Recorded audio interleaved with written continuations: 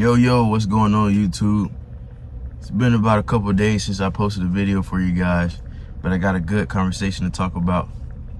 Today I want to speak on changing your environment for better outcomes. Let's start with some examples, right? If you want to become a better reader, right? Do you think A, you should stay at the house and, try to read books there? Or B, maybe once or twice a week you go to the library and read books there? Now, I'm not saying, right, if you choose the option A, like you won't be able to build that habit of reading, but let's think about it. If you go to the library 1 or 2 times, right, and we're speaking on, changing your environment, and you're trying to become a better reader, you're trying to read more books, right? If you go to the library, 1 to 2 times a week, you're probably going to meet other people who are interested in reading books. It's going to be easier for you to read books. And not only that, you'll be able to read, other books. You might see some in there that, interest you.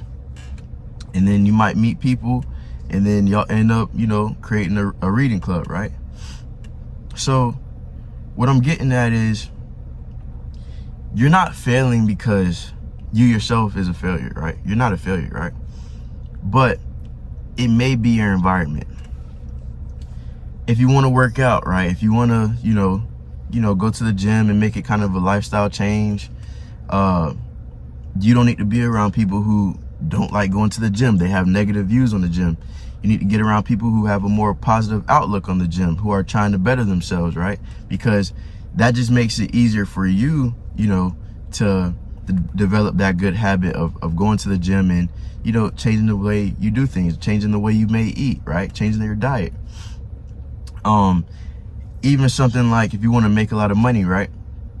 Should you be around people who have a negative viewpoint on money, who think, oh, well, all people with money, all rich people are bad? Or should you get around people who are like, man, listen, yeah, it might be some rich people out there who, do some crazy things, but everybody who has money, they aren't crazy, right? And I want to make money. I want to become successful. I need to be around people who, who are doing the same thing, right? And what tends to happen is when you get around people who are more positive and actually doing the things that you're trying to do in life, it just makes it easier for you to build that good habit, right? Let's just say, for example, right, like you got some friends who they don't like going to the gym.